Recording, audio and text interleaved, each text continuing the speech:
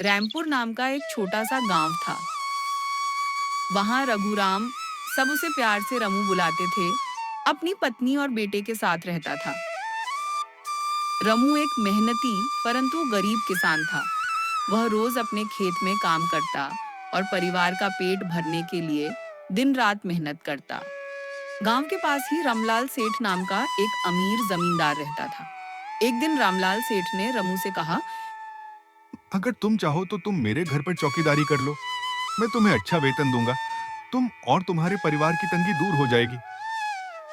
रमू ने विचार करके मान लिया और सेठ के यहाँ चौकीदारी करने लगा। आरंभ में सब कुछ ठीक ठाक चला। रमू अपनी ईमानदारी और मेहनत से काम करने लगा और अब उसके घर में भी सुख शांति आ गई। एक रात रमू सेठ के कमरे के बाहर पहरा दे रहा था। अचानक उसने किसी को सेठ के कमरे की ओर आते देखा। वह आदमी कुछ अंधेरे में कमरे की तरफ बढ़ा और फिर एक बड़ा चाकू निकाला। रमू ने फौरन समझ लिया कि उस आदमी का बुरा इरादा है। बिना हिचकिचाहट रमू ने बीच में कदम रखा और उस आदमी को रोक दिया। उसी समय सेठ की आंख खुल गई और बाहर आए और उसने पूरा मामला देखा। पुलिस आने पर रमू ने सच्चाई बताई। सामने आया कि इस साजिश के पीछे कोई और नहीं बल्कि सेठ का ही छोटा भाई था। वह पैसों की लालच में अपने बड़े भाई को मारने की साजिश रच रहा था। हालांकि वह लंबे समय से सेठ के साथ नहीं रहता था।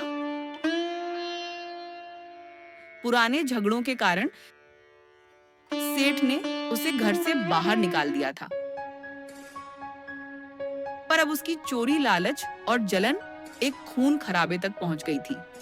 जब उसे पकड़ा गया तो वह गुस्से में पागल सा हो गया और सेठ के घर के बाहर धमकियां देने लगा। रामलाल, बाहर आओ, आज तुझे छोड़कर नहीं जाऊंगा।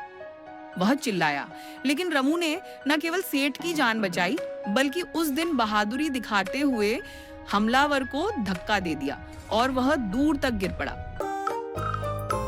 उसी समय पुलिस पहुंची और अपराधी को लेकर चली गई।